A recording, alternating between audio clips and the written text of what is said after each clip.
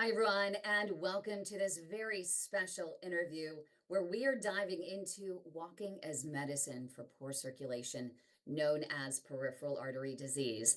And today we have the privilege of speaking with Doctor of Physical Therapy in Glasgow, Scotland, Chris Seenan, a renowned figure in the field of rehabilitation and therapeutic research. With a career dedicated to exploring innovative ways to enhance physical and mental well-being, Dr. Seenan has made significant contributions that have transformed lives. His groundbreaking work in walking therapy has not only advanced our understanding, but also provided practical solutions for those seeking improved circulation to delay surgical and interventional procedures, prevent amputation, and to live a better quality of life. So it comes as no surprise that we are announcing today that Dr. Chris Seenan, he is the recipient of the prestigious Walking Therapy Researcher of the Year Award for 2024 as part of the Global PAD Impact Awards. Congratulations, Dr. Seenan. I know it comes as a surprise to you. Yeah, thank you so much. That's amazing. We decided that every year we do the Global PAD Impact Awards in various forms. And this year we decided that we were going to spend the entire month of September, every single day, releasing the awards in this way with an interview with the individual who is so deserving of the award. And so since you had scheduled already for September to talk about walking as medicine, I was like, I don't even need to give him a heads up beforehand. It's brilliant. Oh, I'm shocked. That's fantastic. Thank you so much. So, before we get into the general walking as medicine, I think everyone wants to hear why you are so passionate about PAD and why you've dedicated your career and your research towards PAD and helping patients to improve their quality of life naturally. Yeah, well, I think it all started for me with seeing the patient experience. So my first encounter with someone with peripheral arterial disease was on the ward. So I used to work in a hospital where I treat patients who were preparing for or recovering from amputation. So having a surgery to remove part of a limb. And I was talking to this patient before surgery, and they kind of explained their life and how they walked with this pain every single day and how it affected all aspects of their life and limited all aspects of their life. And my follow-up question, of course, was, okay, so what treatment do you get for this? Who's helping you with this pain? And the answer was nobody and nothing. And there was nothing, nobody that anyone had done for this person to kind of help them walk with their pain. And I thought, surely not. Surely there must be some sort of medication, some sort of treatment to kind of help reduce this experience, because I could see how excruciating it was for them.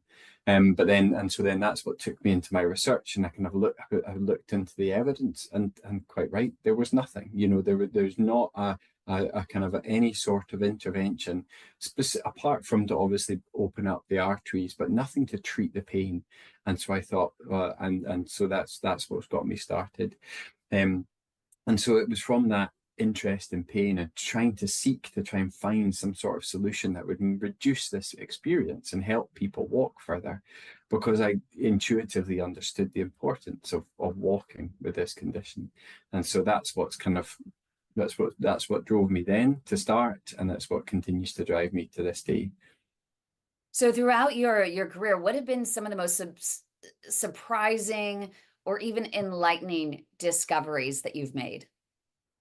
Well, I think one of the most interesting things or surprising things early on for me was the origin or the degree of pain that people experienced is related to kind of understanding and knowledge about the condition, and what that leads to is almost if there's a lack of understanding, the fear that some people have of this pain that they experience.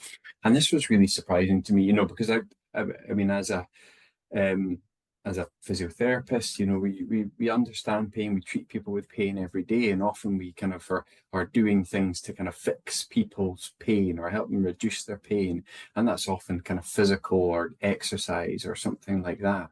But what was really surprising is this power of knowledge and power of understanding, that if you could reduce this fear, this worry about what's going on in my leg, and how bad is this going to be and what's it going to lead to, that they could you could actually reduce the experience of pain. Yeah, Um, go ahead. yeah, and I suppose that the other thing that I would say, and alongside that, it follows very closely behind, is how amazing people are and what they can, the kind of incredible results that people can achieve from very tough places and against the odds. Because I see these people who with PAD, with claudication, who are in excruciating pain, have got multiple other conditions as well that are limiting their life, but with just the determination and the will are able to kind of achieve incredible results. So that was very enlightening and motivating for me as well. How do you get people though to overcome that fear of pain? I think some doctors discount, and maybe discount's not the right word. They just don't comprehend the debilitating pain that is PAD. And when you're telling people to walk through that pain, it's like walking through the worst Charlie horse of your life. It's like having this, patients describe it as having a tourniquet wrapped about around their leg as tight as possibly can be, and then being told to walk, walk, walk, and also then try to sleep with it too. Yeah, absolutely. And I think that's it. It's just this the almost the dismissal or lack of empathy sometimes on understanding of how bad that pain experience is. And I think often because I think to to people in the healthcare work in the healthcare professions, they see this almost as a plumbing problem. And it's like, oh, so there's a lack of blood getting down to that leg. I can and it's due to some blockage in this artery. That's fairly simple. I just clear out that artery and that pain goes away. And also they kind of think, well, there's nothing really wrong with your leg. There's no damage happening within your muscles. There's nothing kind of threatening going on within these tissues. So surely the pain can't be that bad. But that's obviously quite incorrect and quite a misunderstanding and mislabeling of this experience. And I think that might be it. It's almost as a lack of understanding of healthcare professionals about the condition, which I think is a problem. And then because the healthcare professionals don't really understand the condition and what's going on and the experience of it very well, they don't translate that to people who are experiencing the symptoms as well. How do you help fellow clinicians and physicians understand PAD so that they do have more empathy for these patients? Well, I think one of the key things I've been trying to focus on is to really kind of promote, share, showcase the patient experience. So, all through my research, what we often do is in all the studies that we do, we always include a kind of an interview component or a focus group component. And that was part of in my very first study I did on people with PAD, was I got these people to sit down in a room and talk amongst themselves and to me about the experience of their pain and how it affects their lives. And using kind of research and using the kind of the investigative techniques that we have to try and summarize that story, to summarize that experience and share that in academic circles and any opportunity I get. So, I'm often going to, when I present at conference, I always include these quotes and these stories that people tell me from the studies about how it makes them feel, how it affects their lives, because I think that is the best way to educate healthcare professionals, I think, is through those stories. And I've always prided myself in if you ask the right questions, you get the right answers, right? What is that one go-to question, do you think, that truly is defining when it comes to patients? And when you ask them about their experience, is there a question that you always know is going to bring out that real, authentic self and the most powerful answers and Mm. lead to the best conversation and greatest impact? Yeah, I don't know if there's particularly one question. What I tend to do is almost just take time to listen. And I think is by by pausing and not speaking myself, often people open up more and more, and you get to these deeper levels of understanding. So, a common thing, or and what we did in that original study was just ask people to talk us through their day. So just describe a normal day would be kind of how I would start, because you can't presume. Everyone has such different experiences. Everyone has such different lives. Everyone deals with things so differently. It's almost by trying to presume you kind of have any understanding of their experience, you already dismiss part of their experience because you've kind of closed the door on something. So I tried to be as open as possible with the very first question, and then just to listen from there and ask, kind of seek clarification on bits that I don't understand. So, what are you working on right now? What are you most excited about in your research at this moment? Yeah. Well, very fortunate to have a number of different studies going on, and I've got some really excellent PhD students who are doing some great work. So I think at the moment, one of the kind of most exciting things we're doing is we're developing a new package of interventions, as we might call it. So in the past, my research has been focused on these two things that I've mentioned before. So pain relief, or interventions to reduce pain, and education. So trying to kind of provide education to people with PAD about what's going on to help, and those two things together, hopefully, to help motivate walking behavior. And Mhm. so what we've looked at them individually, and shown that a pain relief using electrical stimulation helps slightly. And we found that education, so that's kind of a group education, getting people all in the same room, talking about their experience and sharing experiences, helps to kind of increase their walking. And what we're doing now is we're putting these two things together and delivering them in slightly different, and figuring out how could we best deliver this. Because at the moment, it's all been at the hospital. And, so that requires people traveling distances and overcoming barriers to engage with that, which is not possible for a large amount of people. So we're looking at how can we deliver that in different ways? So, is it online? Is it over the phone? Can we kind of get this happening at people's local surgeries, doctor community centres, or is there different ways in which to do this, and other types of interventions that might go along with that? So I know that some people have been looking into mall walking as a good thing, a useful intervention at PAD. So that might come part of it. So that's the most exciting part of my research at the moment, is we're at the beginning stages of almost mapping out what this intervention might look like, or package of interventions might look like.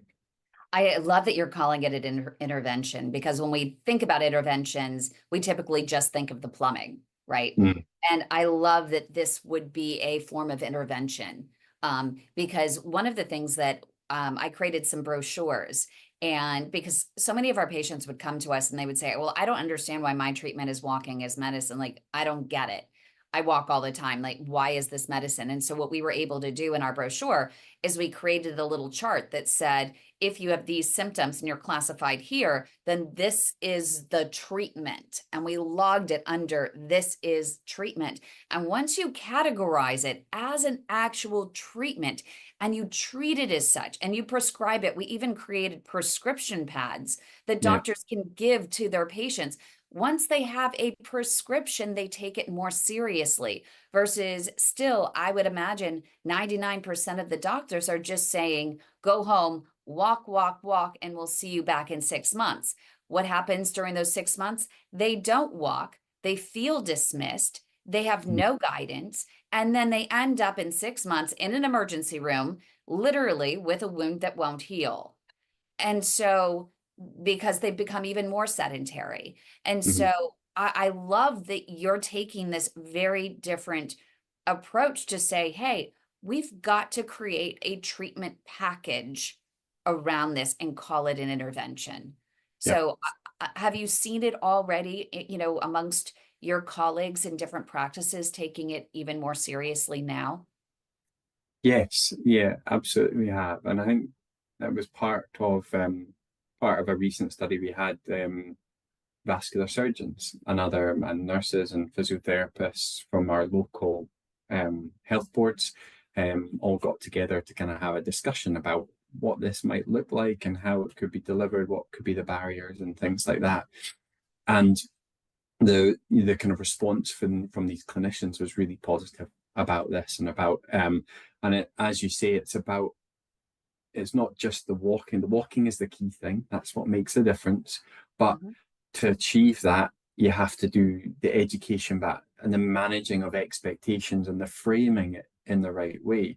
And that's what, and these clinicians said exactly that. They can very much tell the difference between, someone understands that concept of the fact that the walking is the medicine, the walking is the treatment, then they engage and it works and they see incredible benefits. If the individual doesn't quite understand, just thinks, oh, I'm just being palmed off, I'm just being dismissed, I just need to wait long enough and I'll get surgery, then they tend not to engage with the walking and it doesn't work. So it is about that mindset. It is about that education and understanding the condition and what's going on is key. And one of the things that with our walking program that the doctors and clinicians always ask me, they asked me for a script. They said, can you give me a script to use with our patients that will motivate them? And so we're in the midst, maybe I'll just come to you. Can you give me your script? I'm going to use yours to give to the clinicians and the physicians. They want a script. They're willing to do it, but it's not something, walking as medicine is not something that they have a session on or instruction on in medical school. And even if they do, I mean, most doctors will tell me, I didn't realize that there was a specific way to walk, that you had to walk a certain way to grow these collateral vessels. I just tell my patients to walk. And yes, they come back and they say it didn't work. So given that script, I think that education is going to be key, not just for patients, but then for the physicians and clinicians themselves. I think so.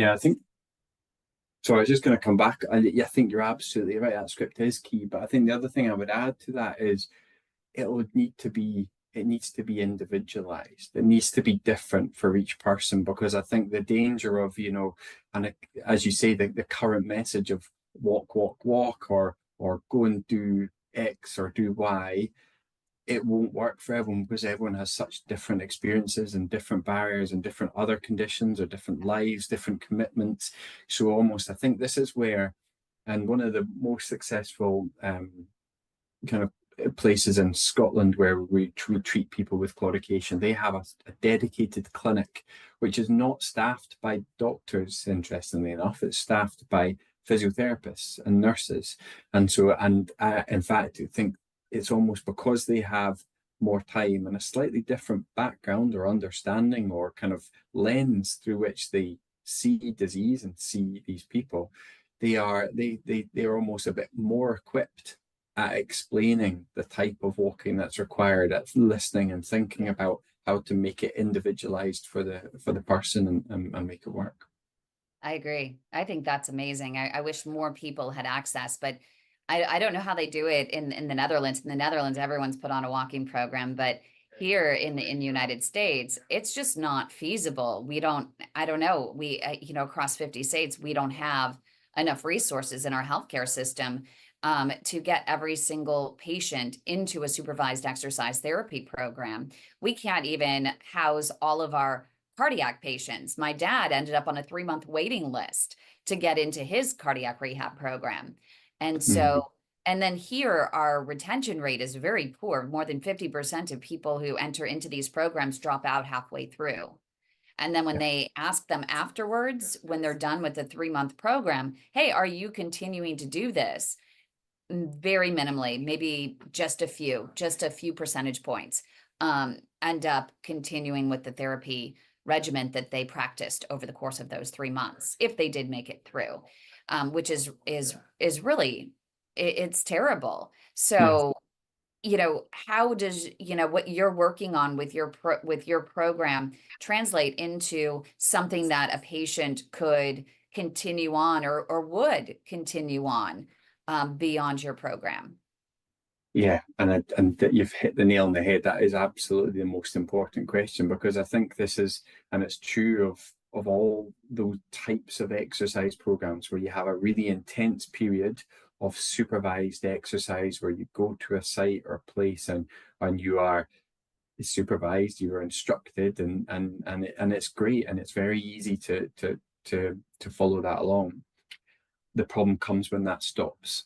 And it has been shown there's very limited carryover into normal life. So the way our program or the way our intervention is different is again is that individualization of it. And it's Yeah. providing a menu of options. So for some people, going to a program with other people is going to be the thing that will work, that will happen. And same in cardiac rehab. You have people that go to cardiac rehab for years and years and years because they love it and it fits with their life, it fits with their personality. For other people, going to a class like that would be the equivalent of the worst thing in the world, because of just that's just not how they like to exercise. It's not how they would feel comfortable.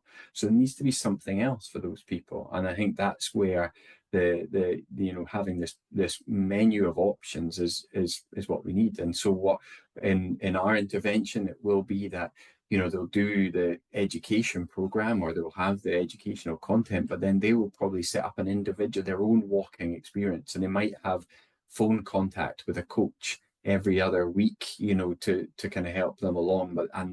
And we would use other what we call behavior change techniques to build the structures and to build the actual change in habits that will last long term. And I think that is where, and we're learning very much from the approach in the Netherlands. And I think the Netherlands absolutely has it very right in these, because that's exactly how they do it.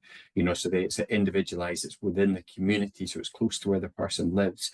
They see somebody, they get coaching on all aspects of lifestyle change. So it's not just the exercise, it can be smoking, it can be diet, it can be medication, it can be lots of different things. And people need that whole package built around them and their life, rather than them having to adapt and fit into a system or a structure elsewhere. I just love you. Well said. Well said. So on that note, what do you think that we get into some nuts and bolts? And I know we have some live studio patient questions as well, but let's just start with the very basics. Can you explain, we're talking walking as medicine. Can you explain the concept of collateral vessels and their importance in walking therapy? Yeah, absolutely. So the way I like to explain this is through the analogy of like a traffic jam on a road. So like where you would have a main motorway or freeway where there's too much traffic, too many cars, and that's your blockage within your artery. Um, and so what happens is when you get that blockage, is what would happen if you were driving the car, you would look for a way around the blockage. So you generally might tend to come off that main road and look for a side road that you could take to go around the blockage and then rejoin again on the other side. And that's the kind of analogy I use with collateral vessels, because what happens is your body senses this blockage in the main artery. If there's enough stimulation, so if you're walking and your muscles are crying out for more blood, for more oxygen to them, then what happens is the body responds to that by growing these side rows, by growing these additional vessels. And they're very small and they don't take much blood, but eventually they will help the blood get down to the muscles that are past the blockage.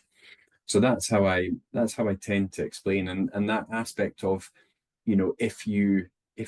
how do you stimulate your body to do that? That is very much related to the pain. So if you think about your pain as your body's way of telling you that it needs more oxygen. It's crying out, I want more oxygen, I need more blood into this muscle. You need to kind of provide that stimulus to the body to think, oh, right, okay, I better do something about this. And to grow that collateral circulation. So the more you walk into pain, the more your body's stimulated to grow the collateral, these side roads, these collateral vessels, and hopefully it'll help. So what specific walking techniques do you recommend for patients looking to grow their collateral network of vessels? I don't tend to recommend any particular technique because I think almost any type of walking can work. What's important is the intensity of the walking. And what I mean by intensity, therefore, is related to the pain experience. So it's about walking into pain because, as I've just explained, if your body is, if the muscle is telling the body that it needs more oxygen by being in pain, then that's what's stimulating the growth of these collateral vessels. So as long as you're walking into pain and you do your walking in pain, that will help to grow these collateral vessels. So that's how I tend to describe it. So the reason I shy away from saying one thing is better than another is because it's not the same for everybody. So for some people, the best thing is going to be find a big flight of stairs and walk up and down those set of stairs because that is what's going to make their pain come on and make them and will fit into their life and work. For other people, it will be that they need to stand on their treadmill and walk or for others it's walking in the woods. It just doesn't matter. As long as you're experiencing the pain, as long as you're pushing into that pain, then that is what will happen. Yeah, that's the way Dr. Oneida Dewar, the vascular surgeon over at Mass General, she describes it. You need to walk like you're working out. You need to set aside that time for walking. It's not just general walking. It's like set aside that time so you know that it's a dedicated walking regimen or dedicated workout experience with your intention of growing those collateral vessels. And if you approach it like that, she says that you are more likely to stick to it and understand, that you need to keep pushing, pushing, pushing. And she describes it as you need to walk like you're doing bicep curls with a trainer and you're literally just getting to that last rep and it's easy all the way up to the point where you get to the 9th rep, maybe the 10th, you can't quite push it and your trainer says, come on, you got to just one more, give me one more bicep curl. And she says that that's where you need to put in that last step. That's where you're going to really push through and really trigger that collateral network of vessels. Yeah, 100%. And I think that's where, so that feeling is really important. And often people use, will use ways of measuring walking to help that. So some people, it might be if they're walking around their local area, it might be a distance marker. So they'll say, oh, I knew I could walk constantly from here to that point, like that lamppost, that street light. And that was where I had to stop before. Some other people, it might be the time that they walk for, or I can walk for 2 minutes, 3 minutes, whatever. But often that kind of knowledge of how far you go will be helpful in terms of pushing yourself that bit further the next time and the next time and seeing the results. But the other thing to remind yourself of is the variability in this condition. So, for some people, you'll get up one day and you can walk for 5 minutes without pain or 5 minutes in pain, and then you'd have to stop. The next day you get up and you can only walk 1 minute. And that's nothing has changed and different. It's just the nature of the vessels, the nature of your muscles, the nature of if you've had sleep, if you're stressed, if you're and that's what I find really interesting, but also really annoying about pain is that experience is different every time and lots of different things can affect it. So don't be disheartened if one day you can go so far, the next day you can, the next day just keep pushing, focus on the pain, walking into pain, and know that you're doing good. I love that you say that. It just shows your intense understanding and relationship, with patients and their experience, because we get that all the time and they don't understand, and it is disheartening. The one day they post in our network, oh my gosh, look at this. I did 10,000 steps. And then suddenly the next day they're like, I can barely get out of bed. I only got 4,000 steps today. What's the deal with this? Is there something really wrong? And what we always tell them, and I'm curious, and I'm saying these things so that you can either contradict me or from what I'm saying, because I love learning from you. You are my authority. So, I always tell people it's not the day to day, it's really week to week, that you're going to be seeing those changes. And, how long does it take to really start to see for most patients, the start of symptom relief with a regimented walking program, such as what your intervention provides? It's again, it's a really good question and a really important question, because that's what you need. You know, individuals need that feedback to feel like, okay, I'm working really hard here. Is this hard work worth it? Am I getting the benefits? And so it's, first of all, I'd say it's really important to measure, as I mentioned, and kind of keep note, keep a diary, keep some sort of way of looking back at your progress over time, because it is over a longer period of time that you'll notice the difference.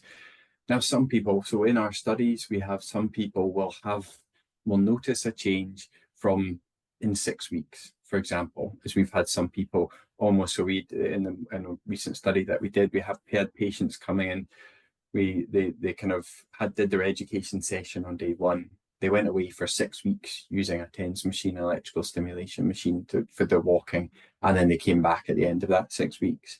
And some people, you know, they doubled their walking distance in those 6 weeks. Other people hadn't improved at all, and some people had gotten worse in that 6 weeks. So this is so hard. And then I think that the most important thing is probably, I would say, a lot longer than that is what you would need to really see. And I would almost be suggesting like a year. It would be a realistic time point to kind of look back and see. And hopefully, if you've charted your progress over that time, you will see, okay, this time last year I was able to do this. I've had my ups and downs over that year, but this year I can do this consistently, do a little bit more. And it's that persistence. So it's not a very nice answer, I'm afraid, but hopefully a realistic answer for most people. I think we're going to get a lot of questions about the TENS device. It's a question we get a lot in our groups. You can find them on Amazon. Is this something that you suggest patients get? Are there any types that are better than others that are out there? And how do you use them when you're walking? Yeah, it's a good question. Just to be clear, I suppose we were doing quite a bit of research in TENS, and there's other people doing research in TENS and other electrical stimulation devices at the moment. We're not at the point that we know this works. So everything I tell you is my own experience or experience of patients, but this is not, you'll see it's not in guidelines, it's not recommended on widely. However, and I think, so one of what we found in our studies is that for some people, TENS works really well. For other people, they don't like the stimulation, or it just doesn't work quite so much. The TENS device, but the good thing about TENS is that it's not, we haven't found that there's no safety issues. There's no harm that's been caused by using a TENS device and things like that. So what it can be conceived as is a safe thing to try. And because it's relatively inexpensive, so the units cost what, 10, 20 pounds or something like that, or around that amount. You know, it's something that if you're interested, if you think you might like it, you could give it a shot and see if it helps. In terms of where you get them from and if there's better or worse ones, again, not really. I mean, they all vary. If the more expensive ones would just have more buttons or more settings you can press, but you don't really need those buttons or settings. You know, you just need a standard device that will deliver electricity across your skin.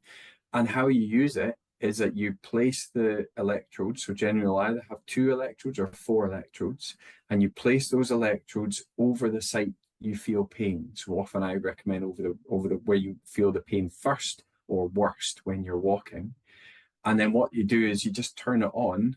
So put your pads on at the start of the day when you know you're going to be doing a walk that would normally, where you would feel pain. Switch it on at that point, and you need to turn it up so you can really feel the tingling across your skin as strongly as possible, and then you just start walking. And the way the TENS works is it doesn't take the pain away. It doesn't actually change what's going on in your tissues, but it uses the kind of distraction technique.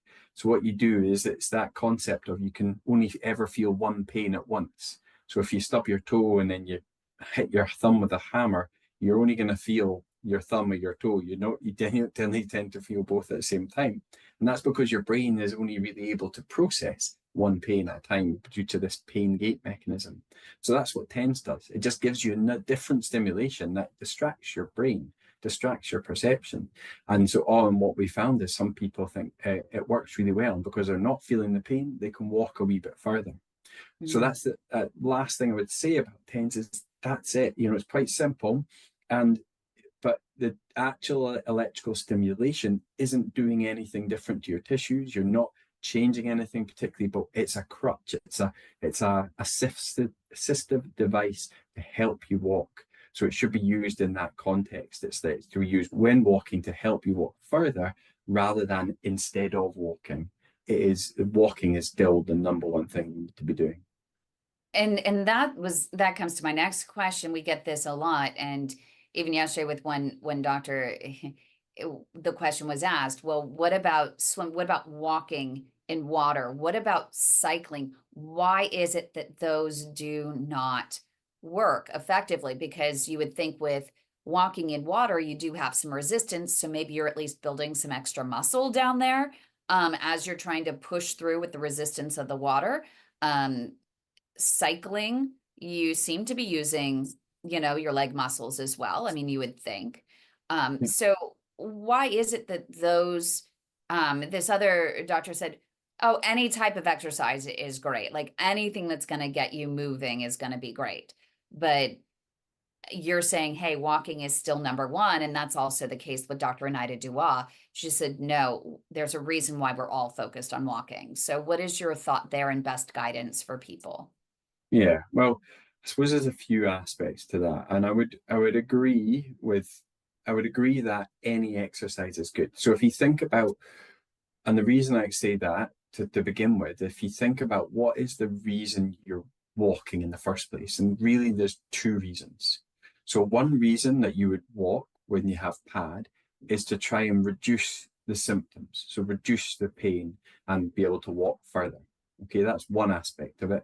But the other reason you walk is because PAD is a cardiovascular disease. It's related to atherosclerosis. Just because you've got PAD, well, the fact you have PAD means you have atherosclerosis in other vessels within your body. And often what happens with people with PAD, you don't necessarily, you don't die because of PAD. You don't get ill, seriously ill because of PAD. You get seriously ill because of having a heart attack or having a stroke. And the reason but people with PAD are much more likely to have a heart attack or stroke because they have this process of atherosclerosis going on in their body, this clogging up of the arteries, which is happening everywhere. So you walk to try and reduce the likelihood of those things happening. So you need to keep yourself as cardiovascularly fit to reduce the risks of potentially having one of those things happening. So with that in mind, so two reasons to walk, one for pain and one to stop, to reduce your risk factors. So therefore, in terms of reducing risk factors, any exercise is good. Anything that raises your heart rate will help reduce your cardiovascular risk.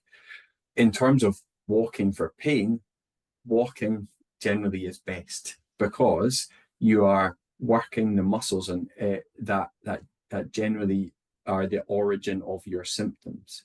So if you think when you feel your pain, you feel it in the calf muscles, perhaps in the feet, in your shins, in your thighs. And that is because that's where the blockage is and where the lack of oxygen supply is happening. If you do cycling, you will be exercising your legs, but not in the same way as you would do as if you're walking. So it's that aspect of it being task specific. So most people are concerned with their pain when they walk. So walking is the best way to train them and make their muscles as efficient as possible to work in these situations and grow collateral vessels to help reduce their pain. And what about running versus walking? Yes, brilliant. Running would be great as well because it has the same it uses the same muscles in the same way it will help. I think what you often find, and the reason why we're so confident, I say we in terms of researchers or clinicians are confident talking about walking, is because that's where the research has been conducted, or that's what the research has been conducted on. So we can talk with confidence because there are studies and data saying walking helps. There aren't many studies on running. There aren't many studies on swimming. There are some, and there aren't many, but because there aren't so much evidence, so much data, we just tend to be more cautious about talking about the benefits of this. We might find in a few years' time that there's other things that might well help and be just as useful as walking. But at the moment, we've got to work with the evidence we have. Right. But, when you're thinking about, and the reason they may not have the research and they may not be focused on it is not lack of interest, but if you're thinking about what triggers the growth of these collateral vessels, what you do know is that the pain is what triggers the body to grow these collateral vessels. And if you're doing these other exercises and it's not triggering the pain, then you're actually not growing those collateral vessels in the way that will improve your symptoms over time. Is that Correct. right? Yeah, Okay. absolutely. So a couple more questions here about collaterals, and then I know I want to open it up to the audience, and they always have some really good questions as well. But these are frequently asked questions in regards to collateral vessels. What vessels in the legs are more likely to grow collateral vessels, and which ones are less likely? We had a patient, for example, just yesterday saying that she has a 100% blocked iliac artery, and she wondered if she has the ability to grow enough collateral vessels around it, or does she need potentially a different type of intervention surgically? Mm. Really good question. And I must admit, I don't know the answer to that off the top of my head, or I don't have a very confident answer. I'm not aware that there are vessels that are better at growing collaterals or vessels that are worse growing collaterals. My understanding is the physiological process that happens is something that happens, everywhere in the body, or it happens where it is required, rather than it being there's one place that's better or worse. I think it might be natural. I mean, what I would assume perhaps is that the vessels will grow perhaps more likely where the pain is. So if you have a blockage in your calf or a blockage in your just behind your knee, and you've got pain in your calf as you walk, because that's where the pain is, and it grows around that blockage. But I'm really guessing here. I wouldn't like to kind of provide an answer with any certainty there. It's interesting, and this conversation just triggered something in my mind. I don't know if you're familiar with the new procedure that is the Hail Mary, known as the deep vein arterialization, where they hijack a vein going from the ankle into the foot, and they reroute the blood flow with a stent into the vein, killing those valves in there and turning the vein, in a sense, into the artery and getting blood to flow south versus north, just simply to heal the wound. And the whole idea is that's not going to last very long. The whole idea is to get them just enough blood flow for just enough time to get that wound healed and to get the patient on their feet walking to grow collateral vessels. And so Mhm. I was under the impression for a long time that you couldn't really, it was less likely you were going to grow these collateral vessels below the knee and into the foot, especially for diabetics. But I think that the development of that particular technology and the thought process behind it and what we've seen in the outcomes, I think that you have a great ability to Mhm. grow collateral vessels below the knee and into the foot, especially in the foot. Yeah, yeah. I mean, it makes sense. I hadn't heard of that as a procedure, but that sounds brilliant and sounds like a kind of I can see how that would work. Yeah, it's really interesting. They actually have another one that's actually done as a bypass in just the thigh, the superficial femoral artery, and it goes Mhm. literally from, thigh to thigh. It's called the detour procedure, and they hijack half of a vein and they reroute blood flow through a stent around the blockage. And it's all done in a minimally invasive way. So um, Brilliant. it's, the Achilles heel, those long calcified occlusions in the SFA. That's Yeah, yeah. yet another tool in the toolbox to help some of the patients get on their feet and walking. And what I tell patients is these procedures are not, none of them are durable. They're only to get you that much more flow, to get you on your feet and walking, to grow those collateral vessels throughout your body. And Yeah. we've even seen a patient, you're going to love this, I think he's on here, that he had literally no flow in the regular arteries going to one of his legs, and his inferior mesenteric, the one that feeds the gut, Hmm. literally branched off to feed the leg. Wow, that's amazing. Is Really? I'd never heard of such a thing. And the cardiologist was like, you won't believe this. But I had to Mhm. open, literally, as the first attempt, the body was saying, hey, we've grown this inferior mesenteric artery and it's branching off to feed the legs. So it started to get blocked. So we're going to open that up first. And then Mm. we'll go after everything else. But Yeah. the body's amazing. Yeah, it's incredible. I think that's that to understand how it's so adaptable and so responsive to these things. That's brilliant. Now, I only have one more, and I think this is important. Do collateral vessels ever die? And if so, under what circumstances, or do they ever, go back? Because patients are really worried and about over and over again that, hey, I'm walking, walking, walking. I'm 80 years old. I'm a fall risk, of course, at that age, and a hip break risk. What happens if I'm walking? I grow these collateral vessels, and suddenly my knee gives out, my hip gives out. I can't walk as much. I'm in bed. I'm sedentary for a while. Are those collateral vessels going to die? And I'm going to end up where I could have had a procedure to open up a short focal lesion. Now it's this long calcified occlusion that is much tougher to get through. And I'm more at risk of losing my leg. That's kind Yeah, of the thought process. What are your yeah, thoughts? yeah. Well, I can absolutely picture that.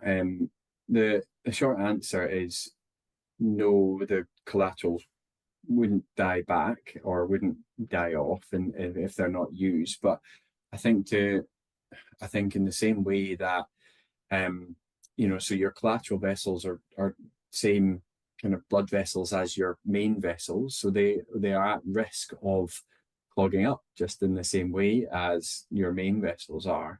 Um, and and so it is a worry and a challenge if there are other reasons why you're not able to keep doing that walking or that exercise.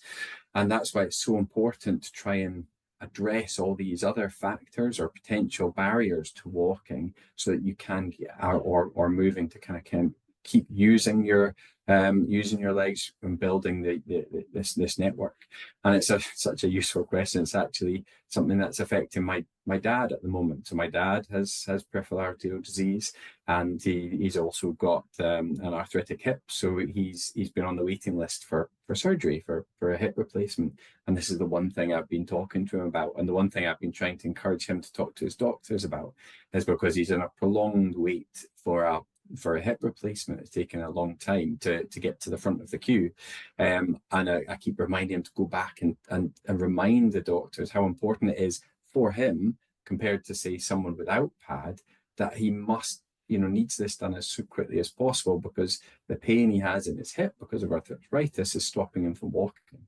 And the longer he's slowing down and not walking, the more risk he is of everything else. And so it's just I understand that worry, that fear, that experience. Yeah, I didn't know that it personally affected you. Do you ever tell him one of the things that our friend Douglas, who's on here, and when he was in the hospital, he developed this technique of putting either towels or paper plates on the floor and just moving his feet back and forth and back and forth and back and forth in the hospital room. And he was wondering, is there anything to that? Does that actually help? Yeah, yes, absolutely. I mean, because we do that in the hospital, we have these little bikes, these little almost just pedals that you put on the floor. Cycle ergometer is what we call it, and you can get people just sitting in their chair, doing cycling away to kind of keep their legs and keep using their muscles and keep the blood flowing. That's good. Okay, I'm opening it up. Heinz, go ahead, unmute and ask Dr. Christine your question. Good day. I walk over 10 kilometers or over 6 miles a day. And I had pad on my right leg, or a managed pad, where I had blockages that were treated with angiography and whatever else. Before the last bout, I can honestly say collateral arteries did work. It was in my SFA. With that though, my foot was numb. After they did open it up, my foot was still numb. So neuropathy, basically. Lately, my pain in my foot has gotten worse, and I still walk a lot. Yeah. However, I'm slowly getting very small pain in my calf, but I'm getting more pain in my shin and in my foot. And all of a sudden I was walking the other day and I said, this pain is unbearable. And all of a sudden it just opened up where the pain went away. Right. So my question is that claudication? I mean, it's hard to answer when you don't know my background or watch me walk. But again, everybody says claudication's in your calf. I got it in my foot and in my shin or some pain. So does that make sense?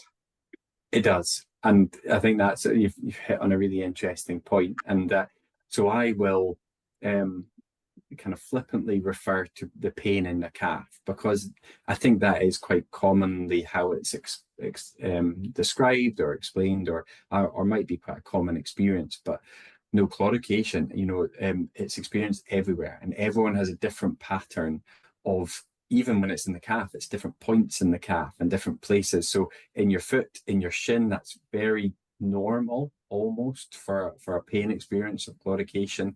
I think the key thing is the characteristic of claudication is that it's not about where it is location wise in the body. It's the fact that it's brought on by exercise and relieved by rest.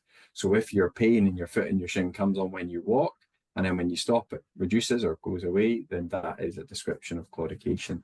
And again, that was one of the really interesting findings of one of our other studies. We got people with PAD you can get these little pictures of, outlines of people. And after they're walking on a treadmill, we've got them to color in, do a pain drawing of where they experience their pain. So I have all these multiple pictures of all these myriad, huge difference of where people feel their claudication pain, and it's everywhere, from the buttock to the thigh to the front of the leg to the knee to everywhere. So yeah, that's quite normal. Thank you. Thank you. Okay, so we're going to get to Douglas, Robert, Marcia. I do want to mention and give a shout out to Kathy Gormal. She is just such a wonderful advocate and a big proponent of walking, big supporter. I have her as admin. She's graciously donating her time to be an admin of our UK group and helping to advocate and support and encourage so many people there. And she constantly is bringing us, all of your research and opportunities. So we appreciate her. And she is saying, on YouTube, specific way to walk is a key thing and was a game changer for her. So she found her way in walking by trial and error. So she encourages other people to do so. So shout out to Kathy. I know you know her very well. Kathy very well. Thanks. Hi, Kathy. Let's go to Douglas. Douglas, go ahead. Then we'll have Robert and then Marcia. It's great to see you again. Welcome back. It's fascinating listening to you. So we talk to each other a lot about PAD and walking. So, but we also get, well, it's best to walk this way. It's best to walk this way. So what I'm getting is the general idea is the pain is the number one thing we need to focus on. The walking style, where we walk, how we walk is going to be different for everybody else. So we can explain that to each other. But the main thing is to walk until you feel that pain and keep walking. That is what all the studies basically have shown then. And the different styles and the different areas we walk are going to depend on each individual. 100%. I think that's a really important thing to take home, and it's that old adage, isn't it? It's the best exercise is the exercise you do. Like there is. So that's the same with walking. The best walking is the walking you do. So if you're doing it, you're happy to complete it, you do it regularly, that's the one to stick with. And it makes sense. I mean, many studies have tried this way of like, oh, let's look at the doses, let's look at trying this and that.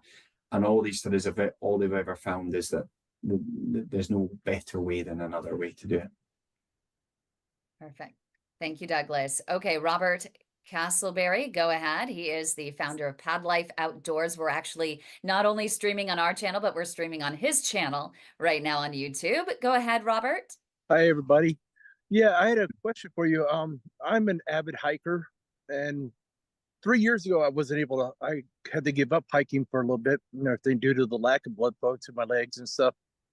Now I've set the goal of actually hiking the Appalachian Trail, which is 2,200 miles long. And I was just wondering, is there a way where we can actually hurt ourselves by walking too much or hiking too much? In a short answer, no, not that I'm aware of. I mean, obviously, if you, that's notwithstanding the normal ways of a human body, anyone without pad could still hurt themselves by, exercising and go pushing their body too far. But no, in terms of pad, there's no way you can kind of, there's no harm. The pain that you feel, the experience that you feel when you walk, that is not meaning that there's any harm going. There's no damage in the tissues. It's just that it's the body trying to tell you something, and it's that analogy I've used before again of the baby. When you've got a tiny baby, the only way they can communicate is through crying, and they cry to say I'm hungry. I cry to say I need my nappy change. I cry to say that they're tired, and that's the same as a muscle. A muscle's just crying because it's trying to tell you something, trying to communicate, and it has no other way. So yeah, no, there's no way to do too much. All right, thank you very Well, much. except with the we always tell people, make sure you have the right shoes, make sure you understand if you have other comorbidities, like if your knees given out, if your hips or something, to make sure. And that's why I love what your program, and I don't know your opinion on this, but we always suggest to get a referral to a physiotherapist, to learn how to work with what you have, with your hips. If you have a hip, for example, with my dad, he has a bursitis. He has a knee that may need replaced at some point, but he's trying to prevent doing that. So he has to have different guidance, right? So that he can maintain his ability to walk, because he doesn't want to be diagnosed with PAD. My grandfather had it. So he tries to do everything in his power, but there are things that that you do need to keep in mind, right? The other comorbidities you might have. Absolutely, and I would second that in terms of going to see a physiotherapist, or because they will be able to do that, assessment, full body kind of personalized examination or assessment of you and your abilities, and give you that advice, taking into account all the different things that are going on for you in your life and how you're presenting. So yeah, if you can get that input, that would be really useful. And we have Marcia, and then I have a question that came in from Kathy. Marcia, if you feel safe to go ahead and unmute, I can see you're driving, or else I think I saw the question you have. There you go. I'm at a stoplight. Thank you. And congratulations. Thank you for joining us today.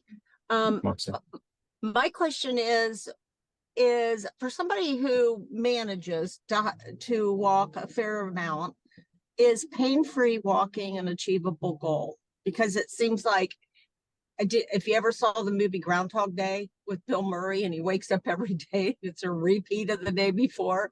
That's what it seems like. I mean, I feel I should be grateful that I can walk and, do walk, but it's like, will it ever just be easier? Yeah, really good question, Marsha. I think that's something really important to kind of understand as well. I think I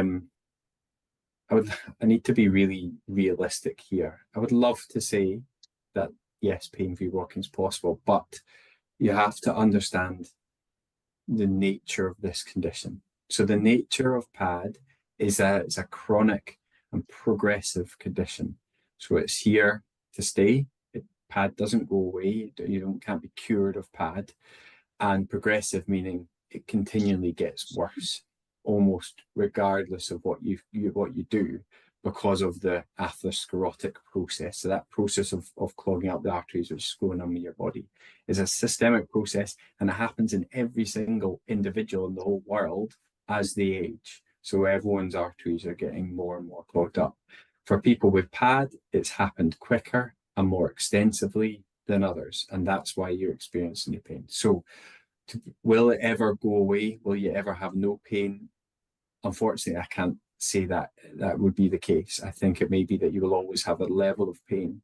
What you can do, and what is a realistic goal, is to push. If you do your exercise walking enough, grow enough collaterals, then what you can achieve is that from in your day-to-day life, in your normal walking, is that normal walking is not painful. Is that, you won't get to that point. But you'll always, if you push it hard enough, you will always feel pain. But that's a good thing. And it's about reframing that and saying that by you walking into that pain every day like you do, like Groundhog Day, I can see it's so hard to do that. But try and kind of reassure you that that's what's doing you so good. That's what's keeping you going. That's what's stopping you from having other health conditions and other problems. Yeah, it's really setting aside that time, that walking regiment time where you're walking at a pace to trigger that onset of claudication sooner rather than later. Because the sooner you can get that pain, the sooner you can start walking through it, and having that improve over time. Is that the way to look at that? Okay. Yeah. And Kathy also agrees. Groundhog Day for her is real. She wants to know, she wants to go back to the TENS model. Wires are annoying. Is there wireless models? Are there wireless models available for those TENS machines? Thanks, Kathy. Nice to hear from you there. And yeah, I must say, Kathy is a fantastic supporter and one of our co-researchers on a lot of these studies I've been talking about. And she's such a fantastic advocate for people with PAD and for the condition. And she's been so helpful through everything that we've done. So a big thanks to Kathy for all your support. But really good question about the TENS, and the answer is yes, you can get wireless models of TENS.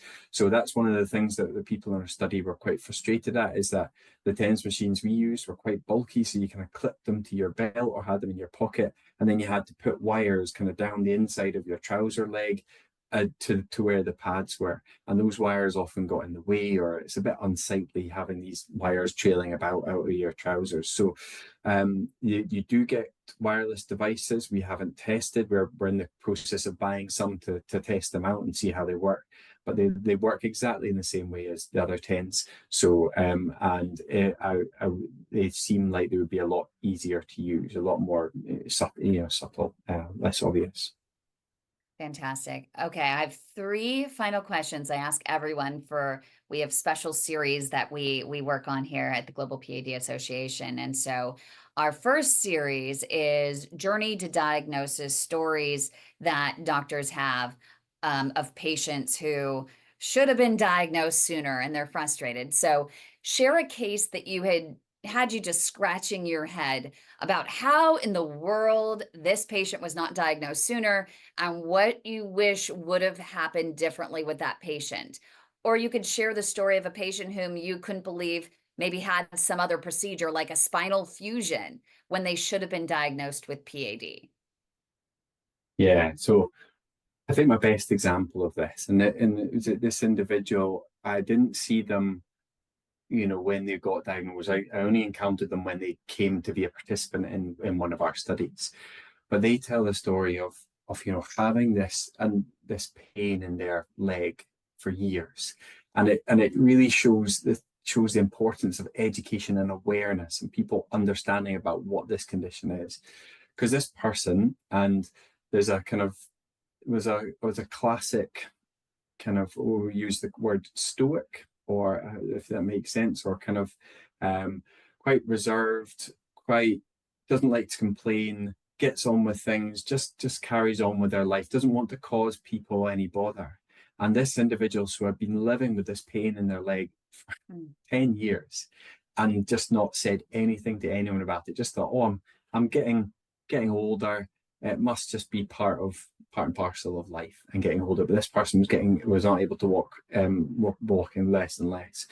Eventually, I think they went into the doctor with something else. I think maybe a kind of a chest infection or something, and happened to mention that, oh, when I get breathless, but it's okay. I can't walk that far because of this pain in my leg. So my chest infection's not really. And the doctor was like, "What? Sorry, explain this pain in your leg." And it was only when they went into the details that the doctor like, "You've been living with this for so long, and you really should have been on the appropriate medication and stopping smoking and doing all the other things that you should have done in this." And so yeah, that's my kind of interesting. I don't know if it is an interesting story to me about, but it shows that level of lack of awareness of the public in general about this condition and the importance of getting diagnosed earlier. Because I think that person could have had a much better outcome in the long term if they'd gotten on the statin, gotten on the appropriate medication 10 years earlier. Yeah, it's amazing how many people are just suffering from this and just have no idea there's an actual name, and they're easy treatments that they can just do themselves to mitigate those risk factors is huge, has a big impact. Okay, second to last question. Share 6 minutes. A lot of things can happen in 6 minutes. 6 minutes can just change your life. So share 6 minutes that mattered in your career. It has to be a defining moment, a catalyst for change, a spark that led you in a specific direction. It could be a conversation that you had with someone. It could have been a consult with a patient. It could have been a scene in a show or a movie or a documentary. It could have been a moment where you witnessed something that was eye-opening. So what were the 6 minutes that mattered for you in your career? I think the best example are the 6 minutes that mattered for me in my career. I think there's a story I told at the start about going into that ward, that amputee ward in the hospital, and talking to this person who was waiting for surgery. And this person telling me about their pain experience and that I'd never come across before. I'd not been taught about this in university. I'd not come across this in my books, and then them explaining that this pain that they've been living with within their life, and the fact that there was just nothing that nobody did for them or it could do for them, and no treatment, and that experience, that conversation. I'm kind of opening my eyes to this condition and what it is, and how undertreated that this problem was. That then was the catalyst for me going back to university to do my PhD, to study this, and it's then laid out. The rest of my research career has all been focused on trying to understand this pain a bit more and trying to develop interventions and ways to help people who experience this pain. And one more. We appreciate your patience and your commitment of time here. So share a case with a big lesson you and others can learn from it or did learn from it. Describe the patient, the frustration with the case, and the lesson that you learned and others can learn from it. It could be a success, it could be a failure, it could include some ingenuity. But go ahead and talk about this case with a big lesson. I think I would like to share, I think the one for me, and I've been quite positive, I suppose, all the way through this so far, but the case with the big lesson for me was the one where I failed, I think, or that we failed. So this was this case was somebody who, again, attended for one of our research studies. So I met this person in our research clinic and began to talk to them about this study where we were looking at TENS and using TENS.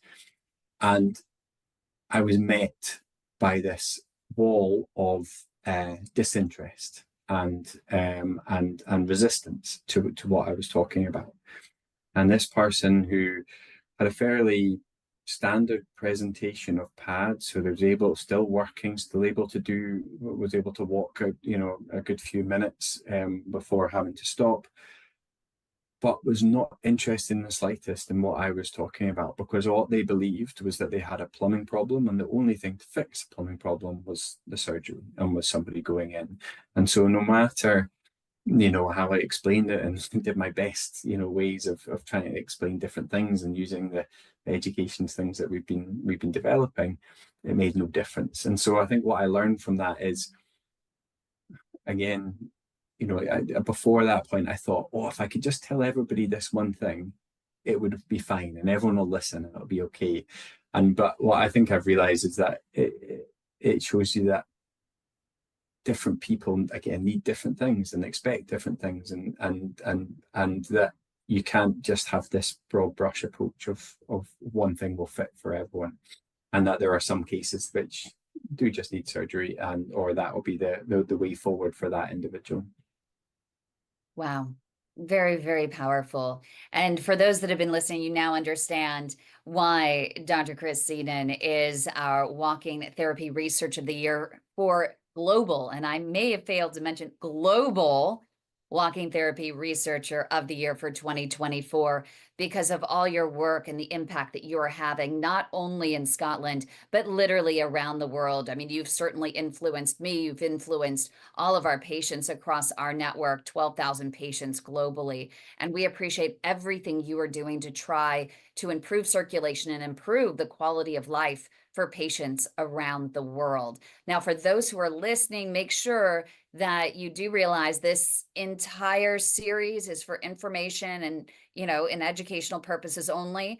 Do not act on any information or advice provided here without the explicit consent of your own healthcare provider. And with that being said, you know, Dr. Chris Seaton, thank you so much for all you do. And if you can stick around for a moment after we're done, that would be great. Thank you so much. I really appreciate it, and I'm very flattered and honored to be a part of this community and talk to you all. So thank you once again. Thank you.